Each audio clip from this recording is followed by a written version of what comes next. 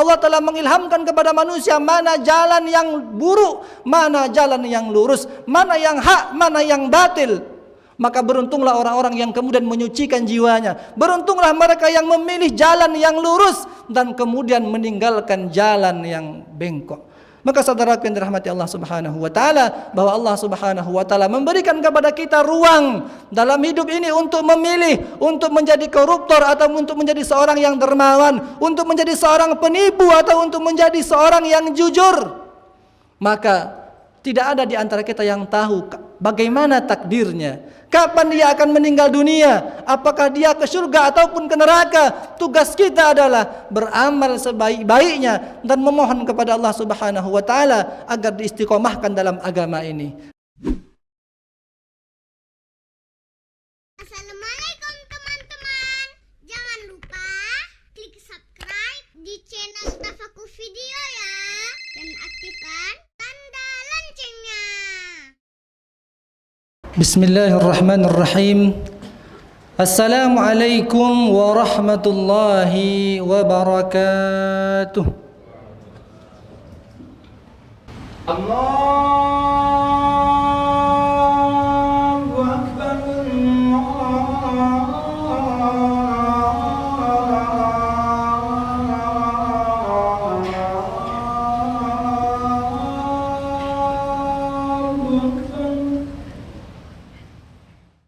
Innal hamdalillah nahmaduhu wa nasta'inuhu wa nastahdihi wa na'udzu billahi min syururi anfusina wa min sayyiati a'malina wa akhlaqina.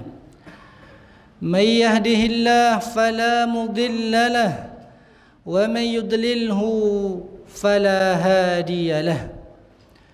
ومن يضلله فلن تجد له وليا مرشدا وكما نشهد أنه بلغ الرسالة وأدى الأمانة ونصح الأمة وكشف الله به الغمة وجاهد في سبيل الله حق جهاده حتى أتاه اليقين.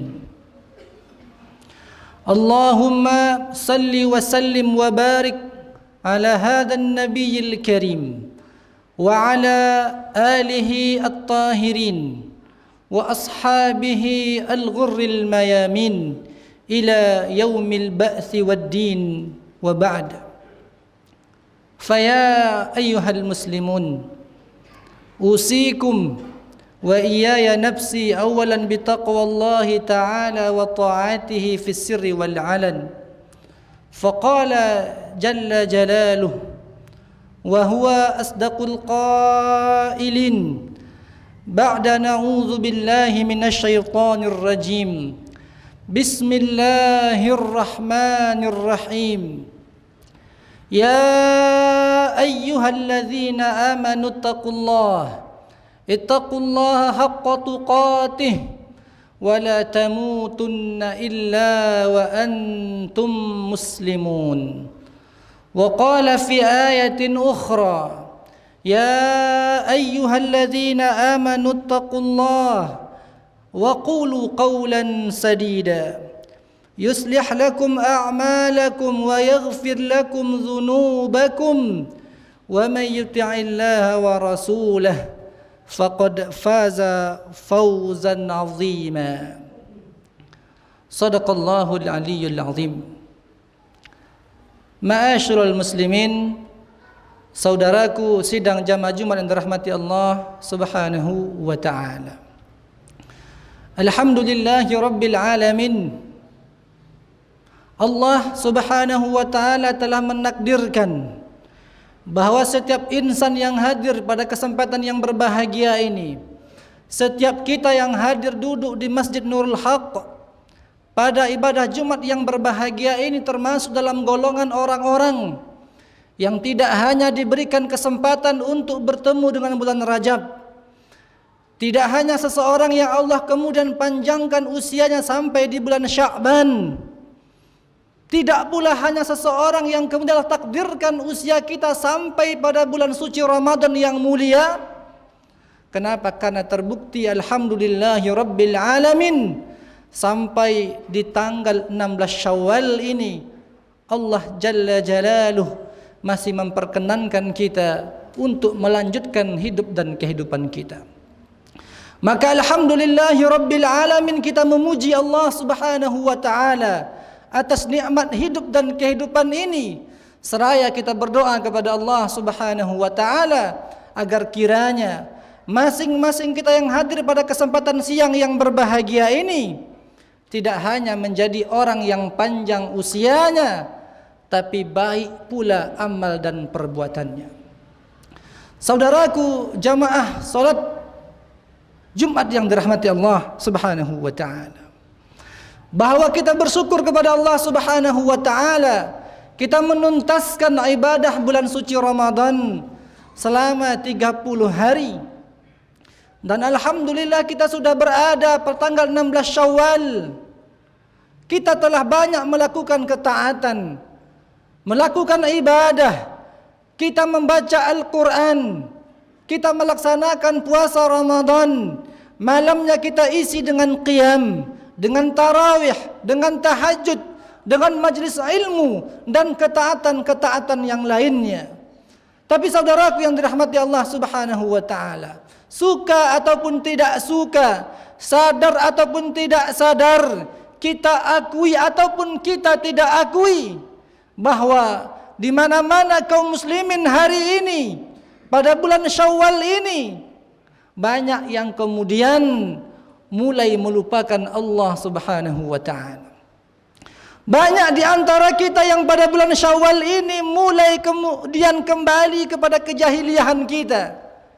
Yang dulunya kita tidak salat, lalu Ramadan kita salat, dan pada bulan Syawal ini mulai pula secara perlahan banyak di antara saudara kita yang mulai meninggalkan salatnya. Yang dahulu waktu Ramadan kita ke masjid, pada bulan Syawal ini mulai pula perlahan-lahan dari kaum muslimin yang meninggalkan rumah-rumah Allah Subhanahu wa taala. Dahulu ketika Ramadan kita mengkhatamkan Al-Quran 30 juz, 1 kali, 2 kali, bahkan ada yang sampai 5 kali. Tapi ternyata pada bulan Syawal kita mulai jauh dari Al-Quranul Karim tersebut. Maka saudaraku yang dirahmati Allah Subhanahu wa taala, timbul pertanyaan besar. Apa yang sebenarnya menimpa kita hari ini? Kenapa orang ketika bulan Ramadan yang mulia mereka taat kepada Allah Subhanahu wa taala, tapi ketika Ramadan itu berlalu, maka berlalu pula ketaatan kita kepada Allah Jalla Jalaluh. Maka tidak heran kemudian saudaraku yang dirahmati Allah Subhanahu wa taala, para ulama berpesan, para ulama mengatakan kunu rabbaniyin wala takunu ramadaniyin.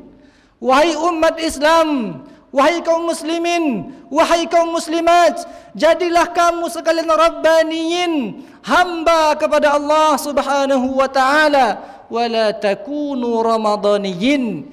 Jangan kalian menjadi hamba bulan Ramadan. Kenapa? Karena Ramadan merupakan makhluk, karena Ramadan merupakan ciptaan Allah Subhanahu wa taala. Tidaklah pantas orang yang beriman menjadikan Ramadan sebagai Rabbnya, menjadikan Ramadan sebagai Tuhannya.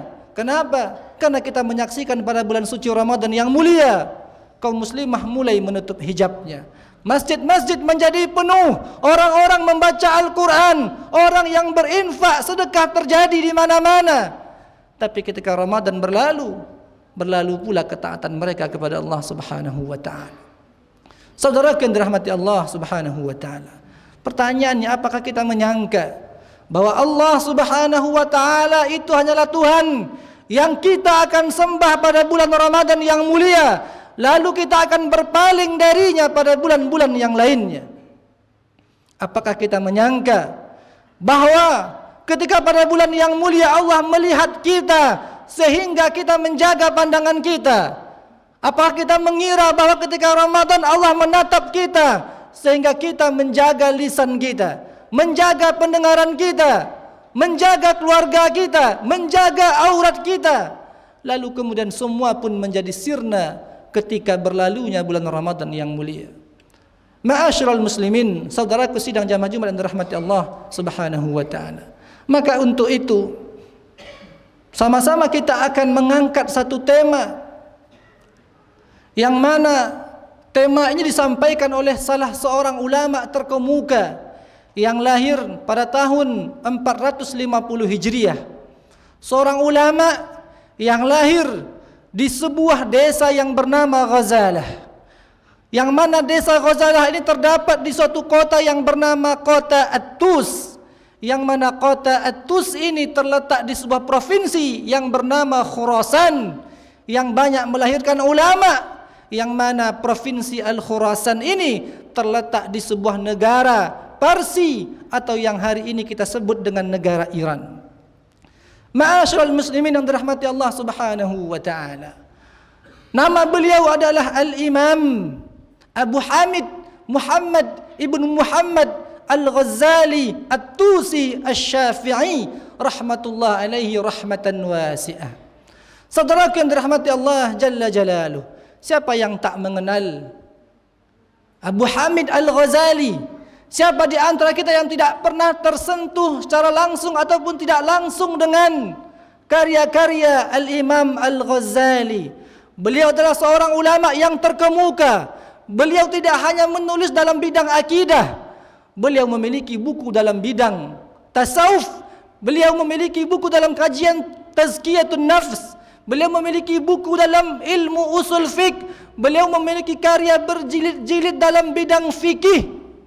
Bahkan di antara magnum opus, di antara masterpiece yang dimiliki oleh Imam Al-Ghazali, yang sampai hari ini masih kita nikmati mutiara-mutiaranya, nasihat-nasihatnya dari timur dan barat di seluruh dunia, yaitu kitab yang berjudul Ihya Ulumiddin. Ma'asyiral muslimin yang dirahmati Allah Subhanahu wa taala. Di antara karya lain yang ditulis oleh Al-Imam Al-Ghazali yaitu kitab yang berjudul Minhajul Abidin ila Jannati Rabbil Alamin.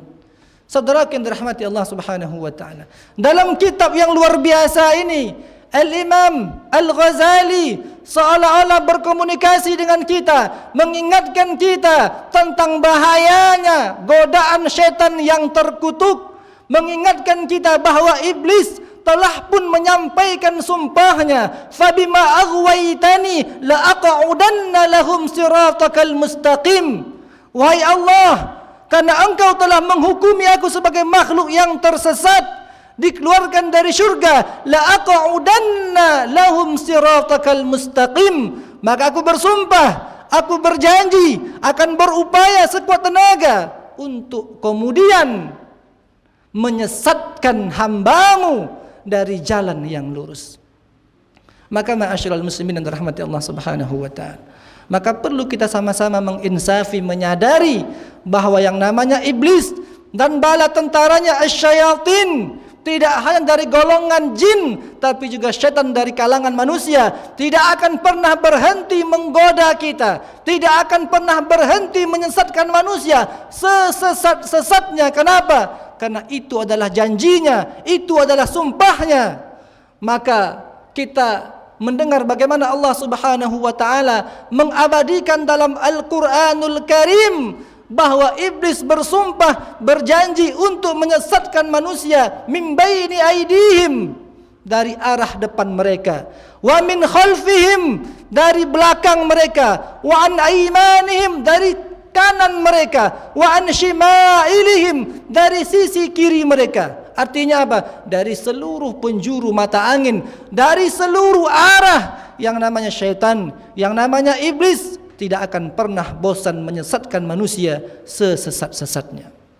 Ma'asyiral muslimin sidang jamaah Jumat yang dirahmati Allah Subhanahu wa taala. Maka Al-Imam Al-Ghazali mengatakan ada 7 muslihat, ada 7 jurus yang selalu akan disampaikan, yang akan selalu dihembuskan di telinga manusia untuk menyesatkan mereka dari jalan Allah yang lurus.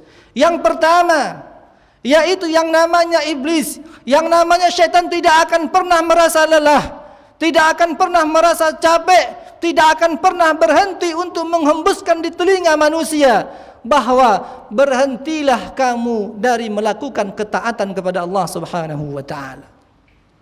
Berhentilah kamu dari menyembah Allah Subhanahu wa taala. Berhentilah kamu salat. Berhentilah kamu membaca Al-Quran. Berhentilah kamu menjadi orang yang jujur. Berhentilah kamu menjadi seorang yang adil.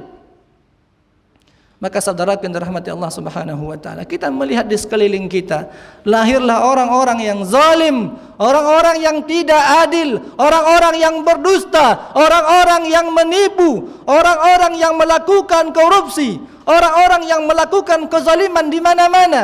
Kenapa? Karena memang jurus yang pertama yang dilancarkan oleh syaitan dan bala tentaranya, yaitu untuk melarang mereka dari melakukan ketaatan kepada Allah Subhanahu wa taala. Maka orang-orang yang beriman, karena keimanan kepada Allah Subhanahu wa taala, dia akan mengatakan, wahai iblis, wahai syaitan, bagaimana mungkin aku tidak taat kepada Allah Subhanahu wa taala? Pada Allah mengatakan kepada aku, atiullah wa atiur rasul, taatlah kepada Allah dan taatlah kepada Rasul. Bagaimana mungkin aku akan bisa masuk ke dalam syurganya sementara aku tidak taat kepadanya? Bagaimana mungkin aku bisa akan masuk ke dalam syurganya sementara amal kebaikan aku tinggalkan? Ma'asyiral muslimin yang dirahmati Allah Subhanahu wa taala. Kemudian tidak cukup dengan langkah yang pertama, dengan muslihat yang pertama, iblis pun dan para tentaranya berpindah pada jurus yang kedua. Dia akan membisikkan di telinga-telinga manusia, di kuping-kuping manusia. Baiklah kalau engkau ingin beramal kebaikan, tapi jangan buru-buru. Engkau masih muda, engkau baru SMP, engkau baru berumur 30 tahun, badanmu masih kuat, tubuhmu masih kekar. Tundalah nanti ketika engkau berumur 50 tahun. Terlalu muda kalau engkau harus ke masjid. Terlalu cantik rambutmu kalau seandainya engkau harus tutup di saat masih muda. Nanti ketika uban sudah mulai banyak, baru engkau menutup auratmu. Saudara yang dirahmati Allah Subhanahu wa taala, maka iblis dan tentaranya akan menggoda manusia untuk menunda-nunda kita untuk melakukan kebaikan. Padahal orang-orang yang beriman akan berkata dalam dirinya, bagaimana mungkin aku menunda kebaikan sementara aku tidak dapat menunda datangnya kematian kepadaku. Ma'asyiral muslimin yang dirahmati Allah Subhanahu wa taala, tidak ada seorang pun di antara kita yang dapat menunda yang namanya ajal. Apabila ajal telah datang, kita sakit ataupun sehat, kita kuat ataupun lemah, kita kaya ataupun miskin, kita penguasa ataupun rakyat jelata, ketika ajal itu datang, maka tidak ada satupun yang dapat menundanya. Maka iqtanim khamsan qabla khamsin, maka hendaklah kita melakukan 5 perkara sebelum 5 perkara yang lain datang. Di antaranya yaitu wahayataka qabla mautik, beramallah kita selagi hidup sebelum nanti kematian datang menjelma kepada kita. Ma'asyiral muslimin yang dirahmati Allah Subhanahu wa taala.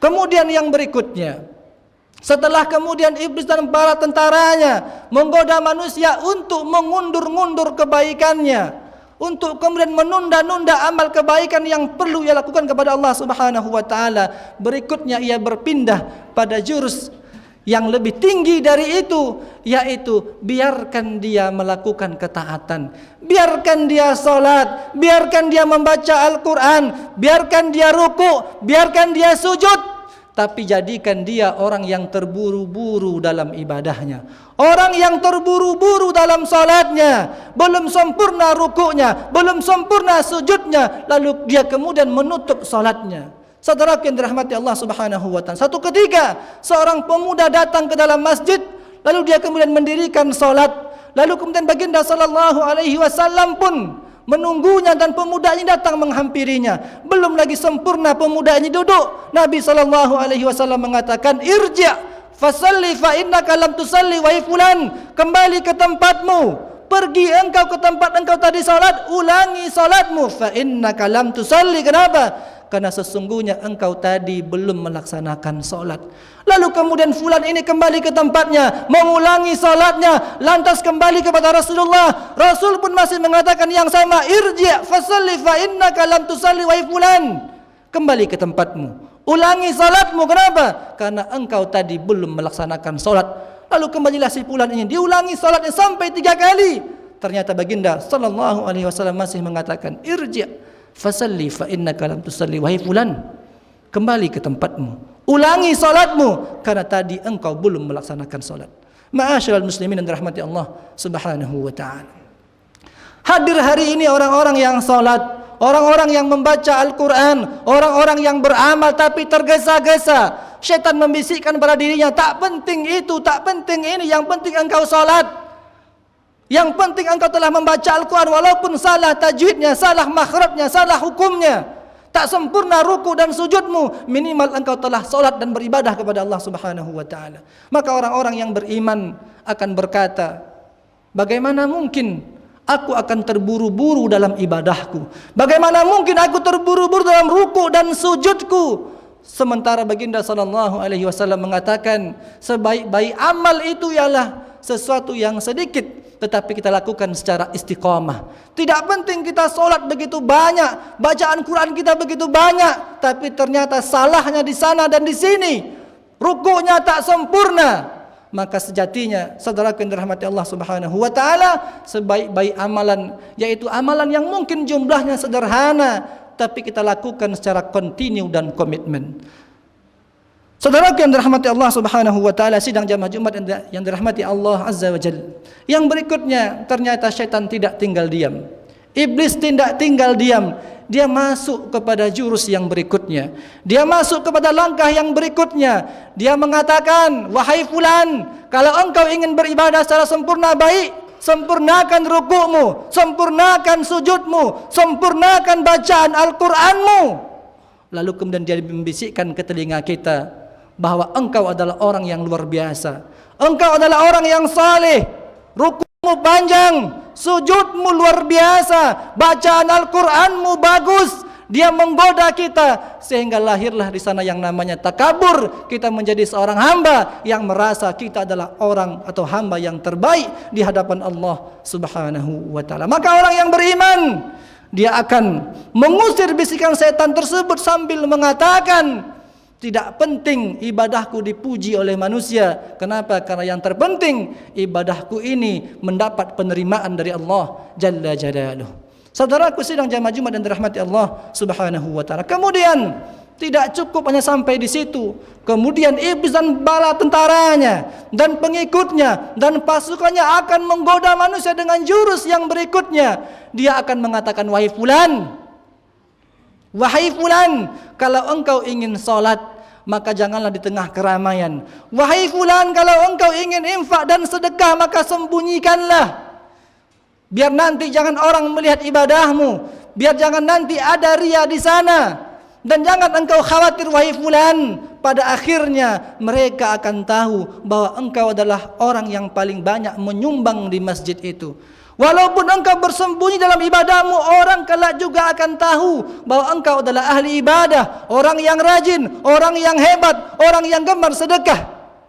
Maka orang yang beriman pun akan menolak bisikan tersebut, bahwa yang terpenting bagiku adalah bahwa ibadahku tidak untuk mengharapkan sanjungan manusia, tidak untuk mendapatkan pujian makhluk, tapi bagaimana amalku ini diterima oleh Allah Subhanahu wa taala. Ma'asyiral muslimin, sidang jamaah Jumat yang dirahmati Allah Subhanahu wa taala. Yang berikutnya, syaitan ini pun dan iblis juga kemudian berpindah pada jurus yang terakhir.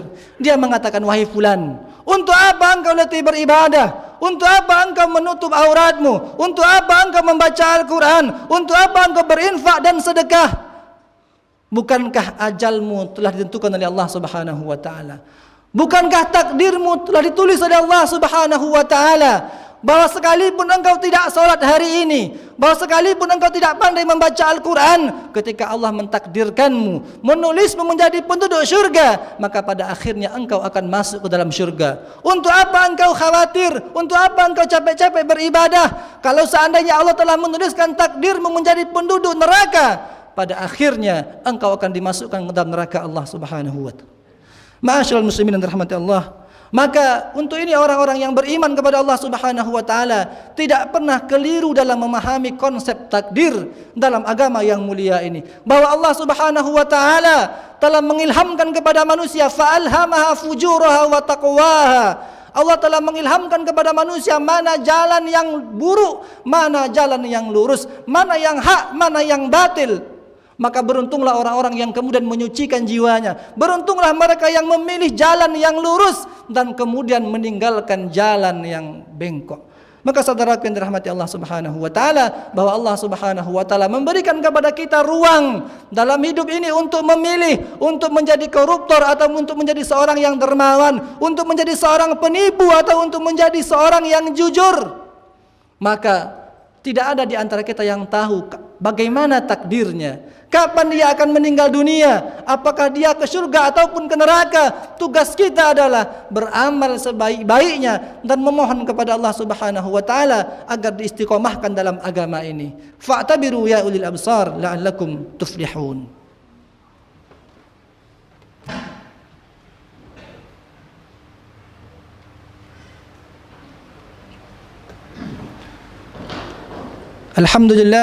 الحمد لله الكريم الرحمن علم القرآن خلق الإنسان علمه البيان ثم الصلاة والسلام على حبيبه خير الأنام وعلى آله وصحبه والتابعين ومن تبعهم بإحسان إلى يوم البعث والدين. أشهد أن لا إله إلا الله وأشهد أن محمدا عبده ورسوله وصفيه من بين خلقه وخليله صلوات ربي وسلامه عليه وعلى آله الأطهار وأصحاب الأخيار لما تعاقب الليل والنهار. فيا أيها المسلمون أوصيكم وإياي نفسي بتقوى الله تعالى وطاعته. فقال سبحانه وتعالى في القرآن الكريم: يا أيها الذين آمنوا اتقوا الله حق تقاته ولا تموتن إلا وأنتم مسلمون. إن الله أمركم بأمر بدأ فيه بنفسه وثنى بملائكته فقال قولا كريما عظيما: إن الله وملائكته يصلون على النبي يا أيها الذين آمنوا صلوا عليه وسلموا تسليما. اللهم صل على سيدنا محمد وعلى آل سيدنا محمد كما صليت على إبراهيم وعلى آل إبراهيم في العالمين إنك حميد مجيد. اللهم اغفر للمسلمين والمسلمات والمؤمنين والمؤمنات الأحياء منهم والأموات إنك سميع قريب مجيب الدعوات ويا قاضي الحاجات. اللهم لا تدع لنا في هذا المقام المبارك وفي هذه الساعة المباركة ذنبا إلا غفرته ولا هما إلا فرجته ولا دينا إلا قضيته ولا مظلوما إلا رحمته ولا عيبا إلا سترته ولا ضالا إلا هديته ولا جاهلا إلا علمته ولا حاجة من حوائج الدنيا والآخرة لك رضا ولنا فيها صلاة إلا قضيتها ويسرتها يا الله يا رب العالمين. اللهم انصر الإسلام والمسلمين والإيمان والمؤمنين والجهاد والمجاهدين. اللهم انصر إخوان المستضعفين في فلسطين وفي كل مكان وفي كل زمان برحمتك يا أرحم الراحمين ويا أكرم الأكرمين. ربنا آتنا في الدنيا حسنة وفي الآخرة حسنة وقنا عذاب النار. عباد الله إن الله يأمركم بالعدل والإحسان وإيتاء ذي القربى وينهى عن الفحشاء والمنكر والبغي يعظكم لعلكم تذكرون. فاذكروا الله العظيم يذكركم واشكروه على نعمه يزدكم ولذكر الله أكبر والله يعلم ما تصنعون. أقم الصلاة.